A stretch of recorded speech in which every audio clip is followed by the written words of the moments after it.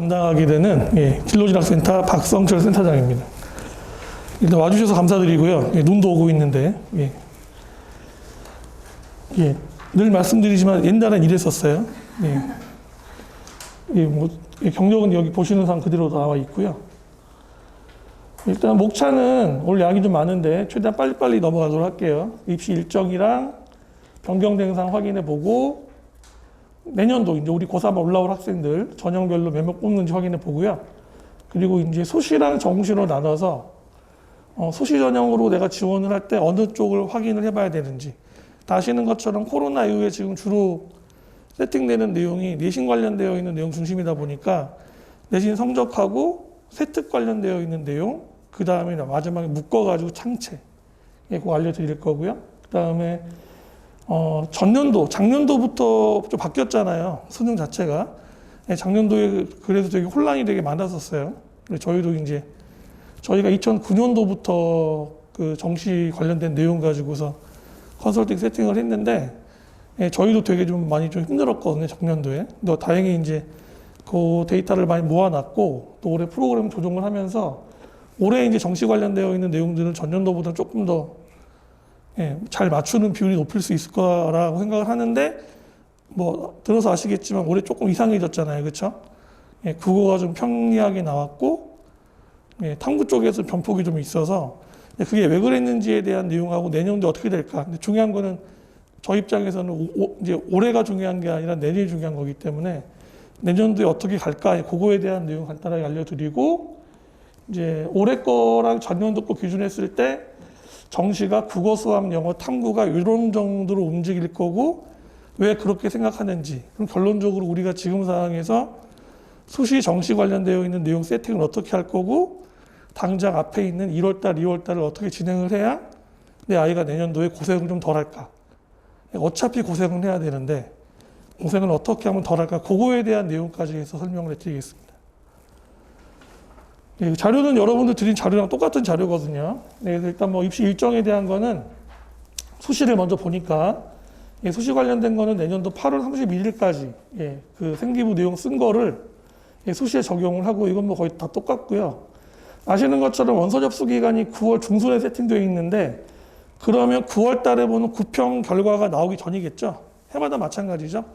구평은 구평 결과가 9월 20일 이후에 나오게 되기 때문에 결국 원서 접수하게 될 때 우리가 알고 있는 거는 기준이 되는 수능 관련되어 있는 데이터가 평가원 기준으로 했을 때 6평이랑 9평인데 9평은 가채점 결과만 가지고서 확인을 할 수 있다.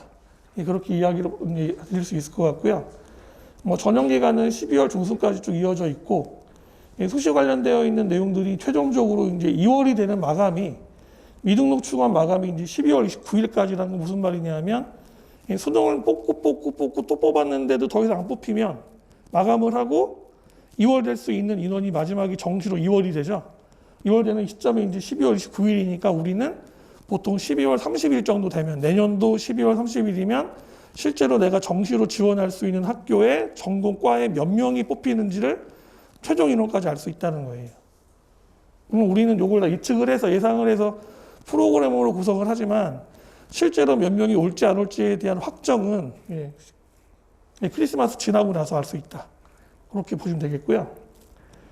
내년도 수능은 11월 16일 날 보고요. 성적 발표는 통지되는 날짜가 12월 8일. 올해가 12월 9일이죠. 자, 그다음에 정시 관련되어 있는 내용 생기부 작성 기준일은 11월 30일이고요. 원서 접수는 올해는 지금 1월 2일 날 마감이에요. 서울대학교가 1월 31일 마감이란 말이에요. 근데 내년도에 이제 어머님들, 자제분들은 1월 3일부터 1월 6일까지니까 거의 일주일 정도 뒤로 밀렸다고 보시면 되거든요. 요 기간 중에 이제 학교별로 나와 있는 3, 4, 5, 6, 4일 중에 3일을 원서 접수하게 돼 있기 때문에 거기 맞춰가지고 접수하시게 될 겁니다. 아시는 것처럼 정시는 가나 다군으로 해서 진행을 하시고 뭐 카이스트나 그 관련된 내용들은 관계없죠. 쓰는 거랑은. 그리고 합격자 발표에 관련된 내용들 이렇게 나와 있고 정시 미등록 충원, 등록 마감일은 2월 21일이고 요즘에 어머님들이 되게 좋아하시는 거, 궁금해하시는 게 요거죠. 추가 모집.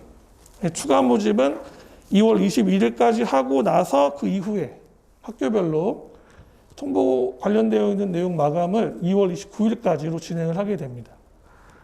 그래서 여기 나와 있는 것처럼 홈페이지 발표는 2시까지 진행이 되고 2시부터 6시까지는 개별적으로만 통보가 되는데 마지막에 요거 마지막 카드 노리고 들어오시는 분도 계시고 요거 때문에 컨설팅을 받기도 하세요. 근데 이게 확률이 그렇게 높겠어요? 낮겠어요? 높지 않다. 그거 알고 계시면 되겠습니다. 자, 전반적으로 이제 올해 기준 했을 때 내년도 24학년도 입시의 주요 체크 변형된 내용도 확인해 보면 별로 달라질 게 없어요. 지금 달라질 게 없고 전체적으로 모집 인원만 약간 감소한 경향이 있는데 이게 전국으로 다 하면은 조금 감소했지만 수도권 쪽으로 보면은 뭐 별로 편차 없다. 수도권 소재 대학 같은 경우는 한 500명 정도 늘었다. 그리고 수시 모집 인원 관련되어 있는 내용도 보시면은 전년도 대비했을 때 한 410명 정도 감소했고 전체로 쭉 읽어보면은 변동되고 뭐 감소하고 늘고 했는데 결국 다 묶어서 이제 어머니들 머릿속에 있는 서울에 있는 주요 16개 대학교를 다 따져보면 학교별로 약간씩 편차가 있지만 정시 비율은 거의 40%를 유지를 한다. 결론적으로 말씀드려서 별로 대세에 지장이 없다. 그리고 조금 특이한 게 이제 사회통합전형이나 지역균형 관련되어 있는 내용들을 조금 더 늘렸다. 이 부분에 관련돼서 요거는 이제 제가 알기로 아마 그 지금 정부 입장인 거죠. 처음에 그 작년도 선거할 때부터 요거 늘리겠다고 했었기 때문에 그 내용 늘려주는 걸로 진행이 되고 있고요. 여기 이제 포함될 수 있는 인원들 같은 경우는 이쪽 지원을 해도 괜찮은데 이제 정시 쪽 말고 수시 관련되어 있는 내용에서도 이런 게 많잖아요. 근데 보통 저희가 보면은 이제 거기 문제가 뭐냐면, 그러니까 내가 만약 국가유공자 자녀면 국가유공자 자녀만 따로 뽑아가지고 걔네들만 경쟁을 시키는 관계가 없는데 그렇게 안 하죠. 경쟁을 여러 개 묶어서 하죠. 뭐 다자녀도 들어오고, 뭐 농어촌도 들어오고, 국가유공자도 들어오고, 장애인도 들어오고.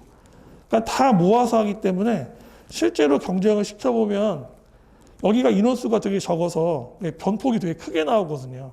그래서 확실하게 안전하게 내가 다른 데 걸 수 있는 게 많지가 않으면 수시 형태에서는 쓰기가 그렇게 쉽지가 않아요.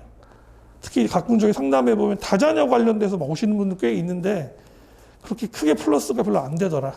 그 내용은. 근데 물론 내년도에 데이터를 봐봐야겠지만 그런 경향이 있더라. 그리고 자기소개서는 올해로 끝났고요. 내용도 없어졌고 생기부 기재사항 중에서 뭐 영재 발명교육 실적이나 뭐 자율동아리나 개인봉사, 수상경력, 독서활동도 뭐 다 이런 다 안 들어간다. 근데 아시겠지만 안 들어간다고 안 중요하다는 얘기는 아니기 때문에 안 들어가면 어떻게 해요, 이거를? 여기 말고 기입이 돼서 적용될 수 있는 쪽에 넣어줘야 되겠죠? 어떻게 패키지로 넣을지 그거에 대한 내용도 좀 고민해봐야 되겠다. 그러니까 전반적으로 보면 대치동 기준으로 이야기를 드리면 뭐 서울, 인서울, 그다음에 16개 대학, 뭐 서울대, 고대학대, 서성한 그 라인까지 일반적으로는 수능, 종합, 교과, 실기, 논술 그 형태로 보통 세팅이 되고요. 비수도권 같은 경우는 거의 교과로 결정이 된다고 보시면 됩니다. 지금 아시겠지만 저희가 판단할 때 그러니까 서울을 기준으로 해서 서울 동쪽, 강원도 라인하고 서울 남쪽, 천안 이남의 금강 라인 이쪽으로는 되게 좀 많이 망가져 있는 상태거든요. 그래서 저희가 이제 내년에 보시겠지만 자녀분들 내신 성적대가 좀 많이 좀 안 좋게 나오고 정시 데이터 성적이 너무 좀 낮아져 있기 때문에 이 아이들을 뭐 그 남쪽으로 보내겠다, 동쪽으로 보내겠다 그렇게 하실 수도 있는데 그거를 조금 생각을 해보시면 사실 정시 쪽까지 가도 갈 수 있는 상황이 되게 많거든요. 아이들의 경우는 이제 수시로 빨리 가려고 하는 경우들이 있어요. 애들은 놀려고 그럴 수 있는데 그게 아니면 그 판단을 너무 미리 내릴 필요는 없다. 꼭 상의를 해보고 그 성적대가 생각 밖으로 정시가 그 방금 이야기 드렸던 그 지역 애들이 정시가 안 나와요.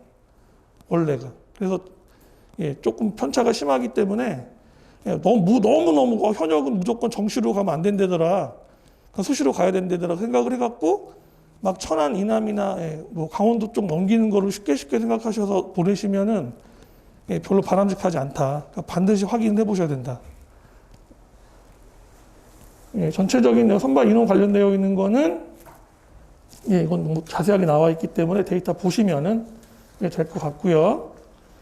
지금 여기서 예, 좀 특징적인 거라 그러면 예, 수도권 라인 쪽에서 보시면 논술 전형이 전년도에 비해서 한 340명 정도가 늘었는데 11%대거든요. 예, 논술 전형이 11%대인데 그 정도 인원이 그렇게 적은 인원이 아니라는 거죠. 계산을 해보면 특히 이제 올해도 겪어서 아실 수 있지만 특히 문과 학생들 같은 경우에 작년도도 그랬고 올해도 거의 교차가 굉장히 심각한 문제거든요. 사실 문과 학생 입장에서는 이과 학생들한테는 굉장히 좋은 카드인데 문과는 올해도 이미 제가 가채점 결과 컨설팅을 해봤는데 예, 상위권에 있는 이과 학생들 같은 경우는 원래 지원하려고 했던 라인이 아닌 경우에 문과로 돌려서 학교를 연대가 다 잡혀요. 지금 예를 들면 연세대학교를 걸고 한 번 더 할 가능성이 높아지는 상황이기 때문에 이 상황이 내년도에도 별로 달라질 것 같지가 않죠. 왜?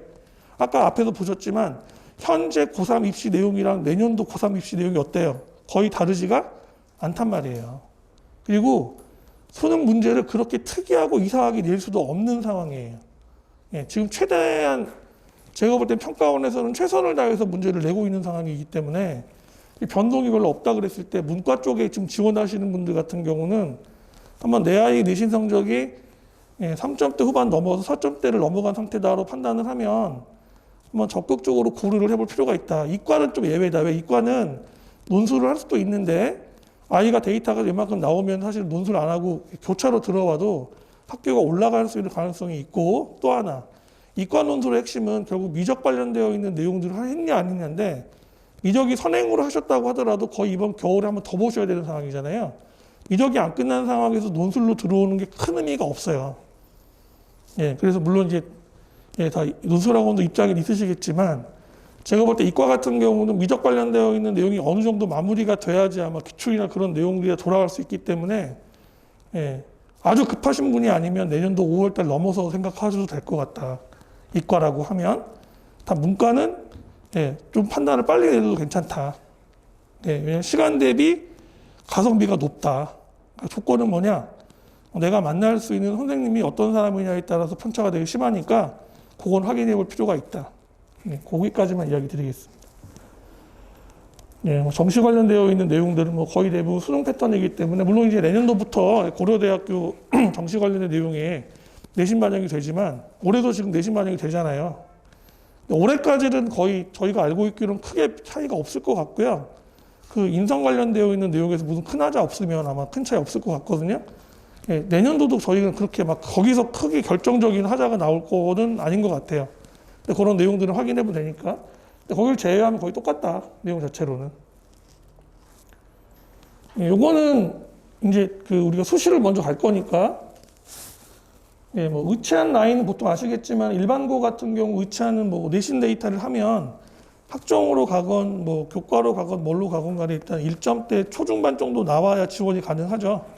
예, 보통 그렇고 예, 서울대나 고대현대 같은 경우도 일반고 형태로 지원을 하면 예, 교과 데이터는 이렇고 학생부 종합으로 들어가게 되면 학종으로도 그렇게 쉽게 못 가죠. 보통 1점대 고대 같은 경우도 1점대 한 후반 정도 성적은 나와야지 웬만큼 지원이 가능하거든요. 해보면. 그리고 이제 아시는 것처럼 1점대 후반이라는 건 무슨 뜻이냐면 그냥 반에서 1등하는 학생이란 얘기죠. 그 말이. 예, 반에서 1등하면 1등급이고 반에서 2등하면 2등급이에요. 그죠? 다 받아보셔서 아시잖아요. 그러니까 그 데이터가 크게 달라지지 않았다. 그리고 지금 저희가 봤을 때 자사 특목 라인이 좀 더 그러니까 대학을 가기가 좀 더 수월해질 가능성이 높다. 전년도에 비해서 올해 그럴 것 같고요. 결과 아직 안 나왔지만 그 내년도도 아마 마찬가지일 거다. 자사 특목을 간 애들이 좀 더 플러스가 될 가능성이 높다. 예, 그래서 그건 감안을 하고 지금 저희는 여기 이쪽도 되게 중요하지만 사실 여기가 되게 중요한 요 라인이 이제 저희가 판단할 때는 서울권에서 중위권 라인을 잡는 거기 때문에 요 영역이 일반적으로 일반고 내신했을 때 3자로 넘어갔을 경우에 되는 확률이 별로 많지가 않다는 거예요. 핵심이. 근데 저희가 이 얘기 왜 드리냐 하면 소식 컨설팅을 진행을 해보면 어머님들이 3점대 중후반 데이터를 가지고 오셨는데 아이가 반장 3번 하고 상도 많이 타고 막 리더십 좋고 활동도 되게 많고 막 다 잘 돼 있어요. 근데 성적이 3점대가 넘어가 있어. 근데 그 아이를 가지고 데리고 오셔가지고 건대, 경희대 라인 쓰겠다고 하시는 거예요. 돼요, 안 돼요? 잘 안 된단 말이에요. 그 성적 가지고. 일반고 같은 경우에.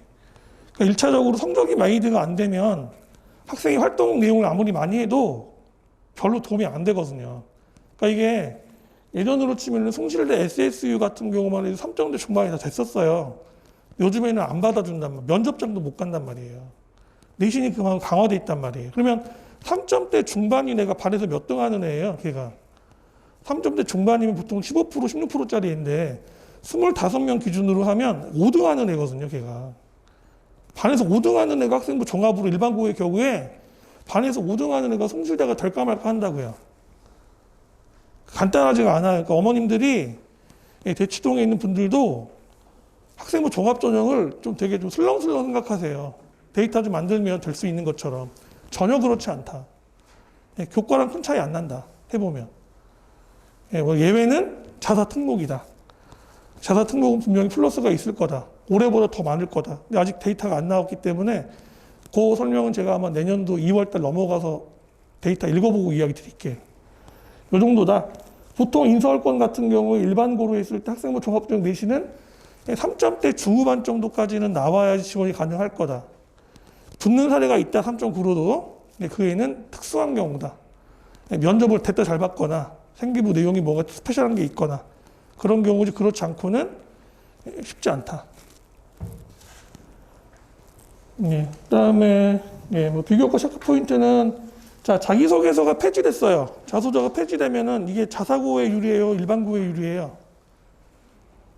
무조건 자사고가 유리해요. 일반고는 일반고 학생 무조건 자기소개서가 있는 게 좋고 면접에 있는 게 좋아요. 변수가 있어야 어떻게 비교해 볼 때가 있거든요. 자, 서성한 이대가 일반적으로 그 학교들이 면접이 있어요, 없어요? 학생부 종합전형에 면접이 없죠. 왜 면접이 없어요? 뭐 학교마다 다 이유가 있겠죠. 왜 서성한 이대는 왜 면접이 없어요? 걔네는. 그 대학들은 왜 없을까요? 변수를 없애는 변수가 없다고요. 자기들이 뽑고 싶을 때 뽑는 거야, 그냥. 그죠? 그럼 판단이 되잖아요, 우리가. 일반고의 데이터가 너무 성적이 별론데 뽑는 경우 있어요, 없어요? 거의 없다, 그런 경우면. 그럼 판단을 내려야 된다, 우리가 지금. 내 아이가 자사고 특목 라인 아니면 판단을 내자. 대치동은 특별해요? 대치동은 물론 전년도 데이터를 보면 진선여고 같은 경우는 스페셜했죠. 근데 거기 그 데이터 따로 모으는 게 있으니까 그럴 수 있지만 보통 일반고 같은 경우로 하면 대치동으로 들어가도 별로 차이 없어요. 해보면. 그러니까 일단 중요한 거는 자기소개서가 없어졌으니까 내 아이 일반고면 성적을 열심히 받아놓고 성적을 기반으로 한 세특을 진짜 잘 만들어 놔야겠다. 어차피 창체 관련되어 있는 내용으로 승부를 보기는 어렵다. 그냥 보시면 될 것 같고요. 자, 성적, 세부 특기사항, 그 다음에 마지막에 나오는 담임 선생님이 써주는 행동특성 종합의견, 그 내용하고 자동봉진 관련되어 있는 이 내용 전체를 보는데 최근의 추세는 내신과 세특 연결시켜서 여기서 스토리가 어떻게 나오느냐. 일반고라면 그쪽을 좀 잘 만드셔야 되고 기회가 이제 3학년 1학기 때도 기회가 있는데 사실 이거 포트폴리오는 2학년 때 마감된다고 보시면 됩니다. 내용 자체가. 물론 아이 성적대가 변경돼서 원래 의대 갈 애였는데 1학년 때 의대를 지원했는데 1학년 2학기까지 도저히 안 돼. 2학년 때 바꾼 게 이제 생명라인 돌렸어. 아이가 생명도 안 하겠대요. 얘가 갑자기 컴공하겠대. 그런 사람도 있단 말이에요. 그럼 그거 맞춰가지고 우리가 뭘 해줘야 돼요? 이야기가 되게 만들어줘야 돼요. 상황을 다.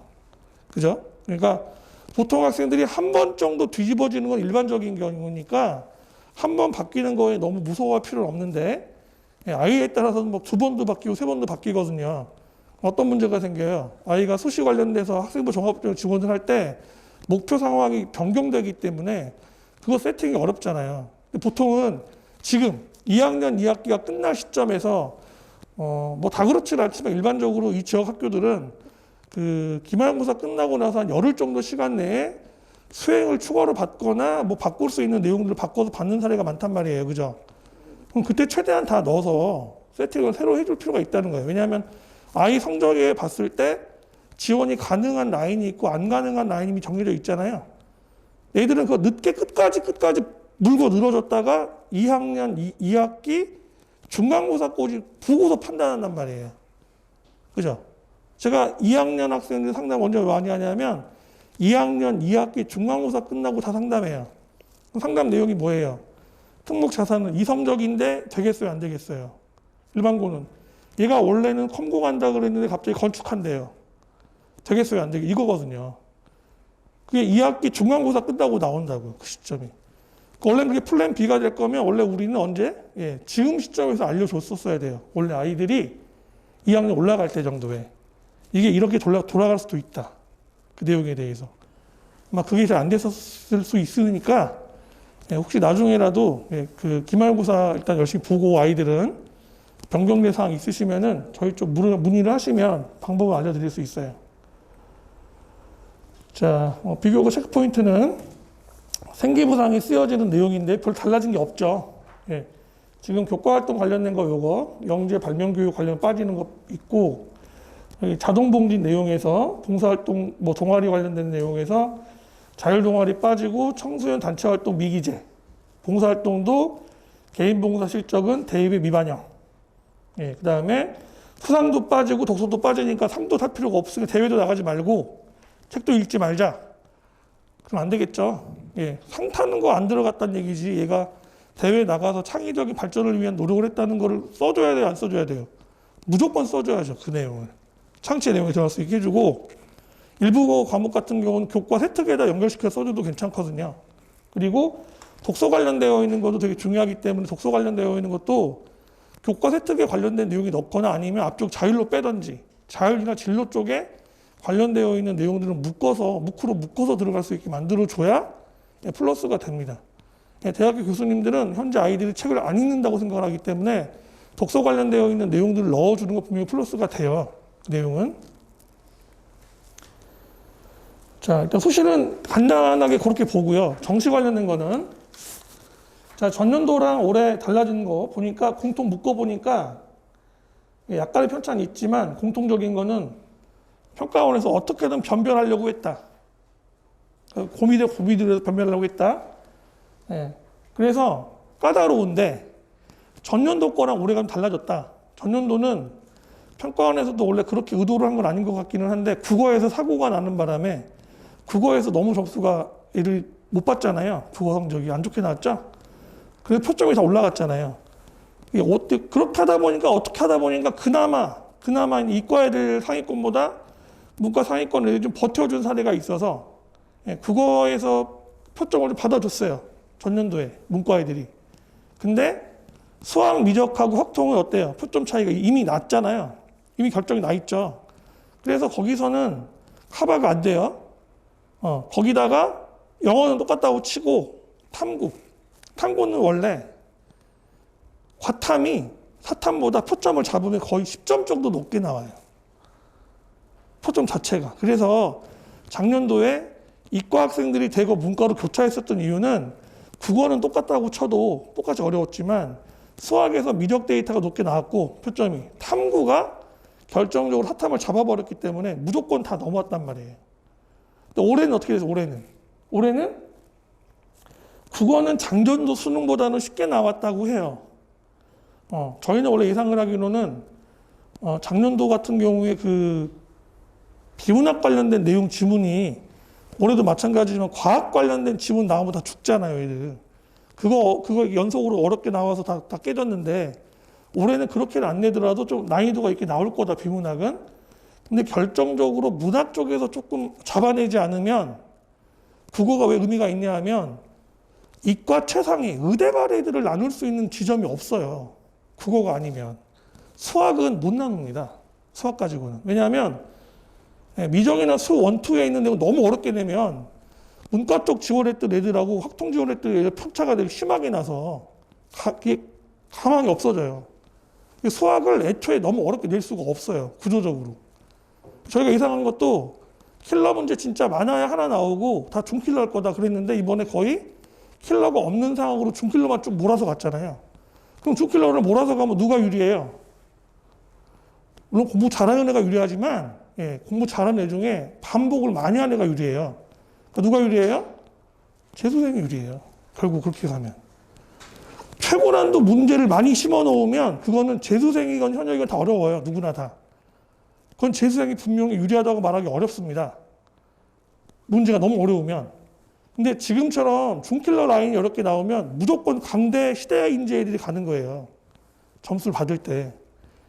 예.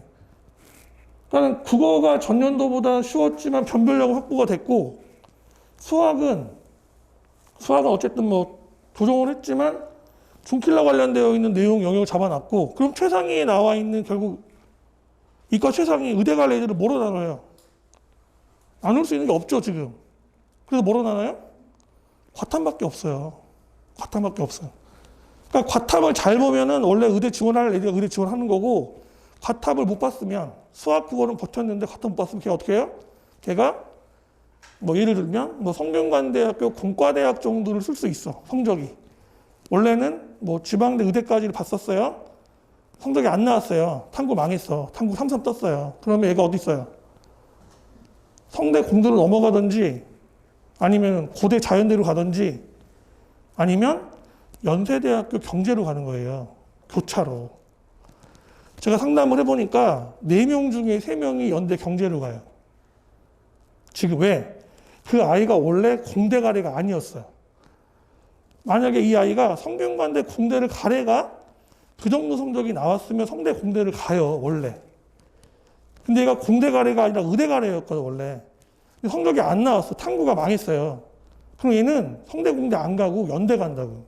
교차로. 성대 자연대가 된다. 성대 공과대학교 추하권 정도에 걸렸거나 자연대가 된다. 연세대학교 노노문과야, 걔는. 고대로는 못 써요. 고대 쪽으로. 영어 데이터가 좀 빠져있는 애들 같은 경우 계산을 해보면. 그러니까 결국은 지금 상위권 라인 애들이 움직이는 패턴이 변경됐다는 거예요. 그럼 걔네가 예를 들어서 내가 연대 경제 경영을 써서 다니면 붙으면 걔네는 얘기해보면 내년도 6월 달까지는 학교를 다닐 애가 많아요. 아카라카까지 놀고 올 거야. 반수를 해도 걔네가 아카라카 보고 나오지. 그죠? 근데 연세대학교 동문과나 노문과 쓴 애들은 그렇게 하면 안 돼요. 걔네는 바로 그만둬야 돼, 사실은. 근데 그중에 일부 정신없는 애들이 아카라카까지 놀고 와요. 그럼 걔는 계속 연대 노문과 다녀야 돼. 이거 되게 중요한 얘기 드린 거예요, 지금. 그리고 만약에 주변에 지금 현재 고3이거나 재수하는 애인데 제가 이야기 드린 그 패턴 때문에 망가져서 교차가 들어왔잖아요, 만약에. 그럼 걔는 어떻게 해야 돼요? 내년에 대학을 간다 하더라도 1월달, 2월달에 놀면 돼요? 1월달, 2월달에 발리 가서 서핑 타면 돼요, 안 돼요? 서핑 타면 안 돼, 걔네들은. 뭐 해야 돼, 1, 2월달에? 수학을 하든 탐구를 잡아야지. 결국 거기서 세 문제 더 틀려서 그렇게 된 거야, 지금. 세 문제 더 틀려서. 그죠? 그러니까 1월달, 2월달에 놀면은 걔는 끝이야, 거기서. 여기까지만 더 높아지면 또 잘리니까, 본사에서. 여기까지 이야기 드릴게요. 그러니까, 이해되셨잖아요, 그죠? 영어는, 제가 볼 때 대치동 학생들을 영어를 제일 잘하는 시점은 중3 12월달입니다. 중3 12월달에 시험 보면 다 1등급 나와. 수능 시험 봐도. 근데 걔네가 1학년, 2학년 겨울까지 영어를 안 해요. 내신만 하느라고. 내신 싹 다 외우느라고 딴 거 할 시간이 없잖아, 사실. 그쵸? 그리고 다시 3월 달에 모의고사 보면은 뭐 좀 이상하게 나오고 6평 딱 보면 확 떨어지죠, 점수가. 그죠? 그랬다가 9평 봤더니 다시 점수 올라가. 왜? 평가원에서 6평 너무 낮네. 높여줬잖아요. 그리고 나서 시험 어떻게 봐요? 시험은 9평보다 어렵게 보죠. 그럼 현역 애들이 생각해 보세요. 자, 영어를, 일반적으로 이 동네에 있는 여학생인데 영어를 11 봤던 애인데 고3 올라와서 3 찍고 2 찍고 1 찍었어요. 3월 달에 3 찍고 6월 달에 2 찍고 9월 달에 1 찍었어.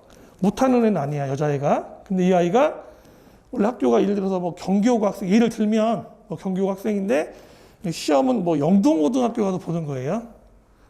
영동고등학교. 그럼 환경이 어떻게 돼요? 바뀌었죠? 옆에도 이상하게 다리 떨고 앉아있고 막 그러잖아요. 그럼 기분이 나빠졌겠죠? 근데 올해처럼 듣기가 또 이상하게 들렸어. 현역 학생이 어때요? 기분이 이미 망쳤죠? 영어 성적이 나와요, 안 나와요? 88점 나 88점. 딱 점수도 88점, 79점에 걸리게 짜놔요. 플랜을 다. 그래서 거기 다 걸리게 돼 있거든. 그러면 영어가 쉬웠네 어려웠네 해도 보통 7%대 내외로 걸리게 돼 있어요. 1등급 라인이. 올해도 그럴 거라고요. 그리고 2등급은 20%대에 맞추려고 노력을 할 거라고. 2등급 이하로는 사실 맞추기가 어려워요. 예, 점수가 80점이 맞으면 2등급이라서. 그죠? 1등급 라인은 그렇게 간단하진 않다. 그래도 다행인 거는 예, 감점되는 것 정도밖에 없기 때문에 현재 시점에서 학생들은 이쪽에 타겟을 안 두고 어디다 타겟을 둬요? 국어, 수학, 탐구죠. 예, 탐구. 지금 뭐 일반적으로 과탐 관련되어 있는 건 어렵다는 건 다 알고 있고 제가 해보면 예, 이 지역에서 의대 가는 애들 같은 경우에 중3 때 끝나고 올라올 때 보통 물원, 화원, 생명에서 유전 정도까지 하고 와요. 걔네가 보통 의대 경쟁합니다. 예, 선행은 물론 뭐 미적을 뭐 3바퀴 돌리고 4바퀴 돌리고 많이 있어요. 아시겠지만 돌려봐 의미 없잖아요. 그죠? 4바퀴를 돌려도 60점 나와요. 똑바로 안 하면. 그 똑바로 한 애들, 즉 응용 과정이 정확히 돌아간 애들, 보통 저희가 판단할 때 수1 정도까지만 정확하게 끝나면 나이스라고 생각합니다. 진짜. 중3인데 수1까지만 정확히 끝나면 그게 잘한 거예요. 예, 수2까지도 바라지도 않아. 물론 가끔 있어요. 다 잘하는 애들. 예. 그 친구들은 뭐 저기 경희대 위쪽 의대 가겠죠. 근데 어쨌든 간에 경합이 되는 애들은 탐구를 좀 하고 왔는데 지금 여러분 올해 보세요. 지금 다 자제분들 올해 과탐 내신다 했잖아요. 그렇죠? 했는데 잘 나왔죠?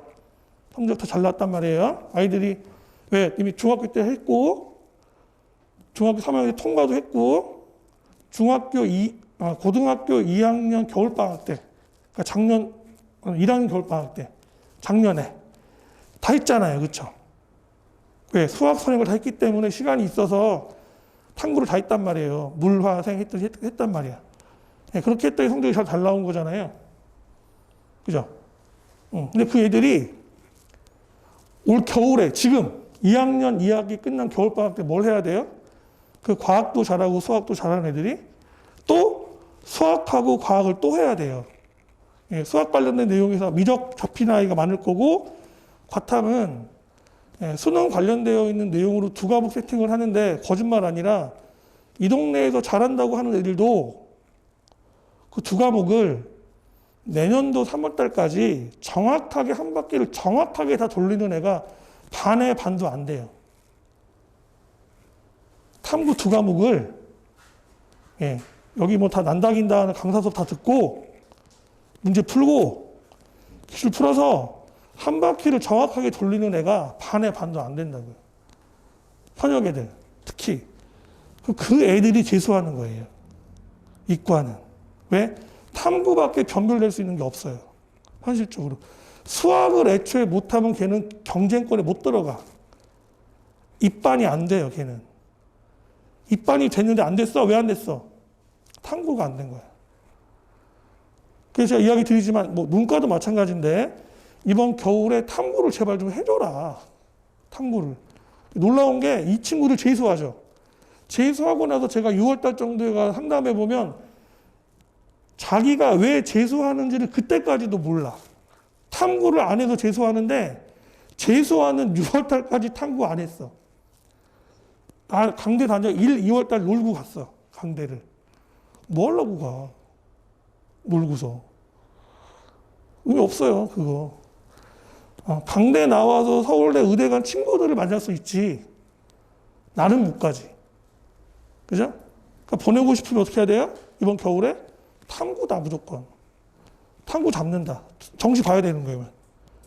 네. 뭐, 내신 내가 1.5 이내여서 필요 없어요. 뭐, 의대 최저만 맞추면 될 것 같아요. 그건 모르겠으나, 그게 아니면 탐구 하셔라, 제발 좀.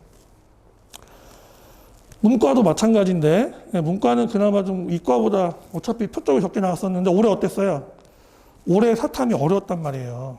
지금 저희가 볼 때도 좀 이렇게 되면 안 되는 것 같은데, 그 이지영 선생도 뭐 저기 유튜브 올렸더라고. 이렇게 내면 되냐. 무슨 그분들 말로 하면 좀 선정적이긴 하지만 그 사설 모의고사처럼 냈다. 문제를 다는 아니지만 진짜로 그렇게 냈더라고 보니까. 그렇게 내면 사설 모의고사 누가 풀어봤어요? 사설 모의고사. 재수생만 풀어봤지 누가 풀어봤겠어요. 현역 애들은 교육적 모의고사 아니면 평가학원 같잖아. 사설 모의고사는 재수학원에서 하는 거잖아요. 그럼 받겠어요, 애들이? 본 적도 없지? 유형이 달라지면 결국 누구만 살아남았어요? 재수생만 살아남았을 거다. 그거 안 봐도 비디오지, 그럼 그거는. 그러니까 내년도에 조금 변경될 수는 있으나 이해는 돼요. 왜? 사탐이 너무 낮게 나오면, 표점이 낮게 나오면 문제가 쉬워서 낮게 나오면 어떤 문제가 생겨요? 과탐이랑 표점 격차가 심해져서 교차로 넘어올 애가 많을 것 같잖아요. 그거를 감안한 것 같아요. 저희가 판단할 때는. 근데 그러면 9월달 정도에는 사인을 줬어야지. 평가원에서. 깜빡이를 안 켜고 들어온 거야, 지금 갑자기. 이거 사고가 나죠. 올해 그래서 여기에서 현역 학생들, 문과 현역 중에 수시 전형을 탐구로 잡겠다. 재학생들 중에도 많아요. 예, 3은 뭐 이런 거 거의 뭐 다 만점 받던 애들 뭐 38점 막. 어따 이기도 못해. 예. 걔가 계속 111 받던 애인데. 이해가 되세요? 그런 상황이 생긴다는 거죠. 그러니까 결국은 요 관련되어 있는 내용들을 제대로 진행을 하지 않으면 안 된다.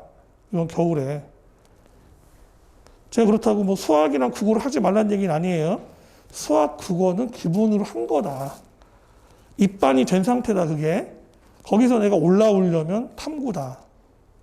이거 여지 없다, 이거는. 예, 정시성적 분포는 가채점 데이터고요. 파랗게 나온 거는 전년도 성적이고요. 요건 저희 UA 진학사 EBS 데이터인데 요거 확정되는 건 이번 주 금요일 날 확정되겠죠? 큰 편차 없을 거라고 보고 있고요. 예, 여기 탐구 영역인데 예를 들면 정법 같은 경우 보시면 정법 전년도 1등급이 만점이었어요. 올해 42점이에요. 그러니까 만점자는 그렇다고 쳐요. 여기 1등급은. 3등급대를 보시면 정법이 전년도에 2개 틀려야 3등급이었단 말이에요. 올해 30점대 초반이에요, 지금. 이렇게 깨진 사례가 너무나 많아, 현역 애들은. 거의 다 깨졌다고 보시면 됩니다. 그나마 생형이 덜 깨진 거고, 지금. 윤사 3원도 마찬가지입니다. 그렇게 데이터가 좋을 수가 없죠. 거의 원점수 계산을 했을 때 5점 이상 까였어요. 깎인 게. 등급당 계산을 해보면. 그러니까 만점 받거나 최상위 받은 애들은 표점이 올라갈 가능성은 있고, 걔네가 올라가니까 그 친구들 국어 수학도 웬만큼 본 애들이어서 서강대 경영 라인을 지킬 수 있으면, 지킬 수 있으면 교차로 넘어온 애가 좀 막힐 수 있지만, 저희가 판단할 때 기본적으로 이과 과탐이 워낙에 표점차가 심하게 나기 때문에 이 정도 가지고서는 막긴 어려울 거다.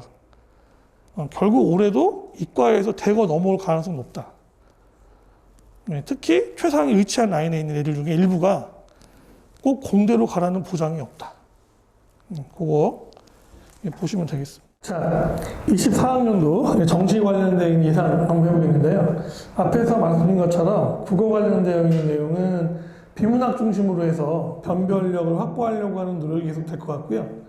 지금 올해 같은 경우도 보면은 딱 비문학 그 내용만 가지고서 사실은 최상위 라인을 좀 나누기 어렵지 않았나. 전년도보다 좀 더 쉬워졌다고 생각하고 있는데, 그래서 저희가 예상해 보기로는 문학 관련되어 있는 내용에서 잘 보기 어려웠던 작품이나 그런 내용들을 통해서 변수를 좀 두지 않을까. 왜냐하면 국어 관련되어 있는 내용에서 너무 편차가 없어져 버리면 결국은 최상위 이과 학생들 같은 경우에 의대 라인을 잡기 어렵죠. 그럼 결국에는 국어 수학에서 하기 어려워지니까 탐구에 관련되어 있는 내용으로만 변별시켜야 되기 때문에 문제가 될 수 있단 말이죠. 자, 수학 관련되어 있는 건 앞에서 이야기 드렸던 것처럼 위적 확통 관련돼서 표점 차이를 조정해야 되기 때문에 최고난도 문제를 개별로 내기 어렵다는 거죠. 그래서 킬러급보다는 중킬러급 문제를 통해 가지고 조정을 할 가능성이 높다. 볼 수 있겠고요. 그렇게 되면 아무래도 연습량을 좀 늘릴 수 있는 그 재수생들 같은 경우에 조금 더 유리하지 않을까. 결국 계속해서 재수생들 강세 형태가 유지할 가능성이 높다. 영어 관련되어 있는 거는 1등급대를 뭐 딱 정해놓지는 않았지만 평균 90점 정도를 맞는다고 계산할 때 저희가 확인해 보면 보통 뭐 88점, 89점, 79점, 78점 그 라인에서 끊기게 보통 구성을 많이 하기 때문에 보통 1등급대가 7% 내외, 2등급 같은 경우 20% 내외 정도가 나올 수 있게 구성할 가능성이 높다 볼 수 있겠고요. 탐구는 지금 전체적으로 과탐 관련되어 있는 내용이 사탐보다 표점 자체가 높게 나오잖아요. 그래서 올해 같은 경우 지금 사탐 일부 과목 같은 경우도 어렵게 나와서 상대적으로 전년도에 비해서는 표점이 높아질 텐데, 그렇다 하더라도 전반적으로 과탐 관련되어 있는 내용에 비해서는 표점 격차가 좀 벌어질 수밖에 없다. 근데 어쨌든 간에 현재 상황에서는 탐구 영역에서의 표점 격차를 좀 줄이기 위한 사탐과 과탐 쪽에서의 노력이 더 늘어나지 않을까. 결론적으로는 탐구는 그렇게 쉽게 낼 수는 없을 것이다 라고 본다는 거죠. 그럼 탐구가 예년 올해 마찬가지로 일정 정도 레벨 이상을 원한다고 하면 그 레벨까지 맞춘다라고 계산을 하면 결국은 국어 관련되어 있는 내용을 내년 정도에 좀 더 어렵게 되지 않으면 변별을 잡기가 쉽지 않지 않을까, 그렇게 예상해 볼 수 있겠습니다. 자, 그럼 우리가 이제 이번 겨울에 어떻게 준비를 해야 될까? 이게 제일 중요하겠죠? 일단 기본적으로 늘 말씀드리지만 2학년 2학기 끝난 겨울방학 때 탐구를 좀 한 바퀴 정도는 좀 정확히 돌려줘라.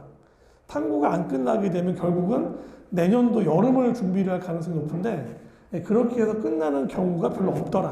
그러니까 가급적이면은 이번 겨울에 탐구를 좀 해주시고, 특히 현역 학생들의 경우에 수능 관련되어 있는 내용을 내년도 지나고 나서, 그러니까 재수하는 애 한번 더 할 생각이 없으면 진짜 올해 꼭 해줘야 된다, 탐구를. 그래서 겨울방학 때 물론 당연히 수학이나 국어 과목도 중요하지만 탐구를 등한히 하지 말자, 그 이야기 드리고 싶고요. 그 다음에 국어나 수학 같은 경우도 마찬가지인데, 이제 내신이 아니라 수능 관련되어 있는 내용으로 준비한다 그러면 아무래도 부족한 과목에 대한 내용들 개념 정리부터 진행할 노력이 필요하다. 단순하게 문제 풀이만 많이 했다 그래가지고 성적이 나오는 게 아니기 때문에 수능은 개념에 대한 명확한 이해가 전제가 되지 않으면 응용이 어렵다. 그 내용을 꼭 기억했으면 좋겠고요.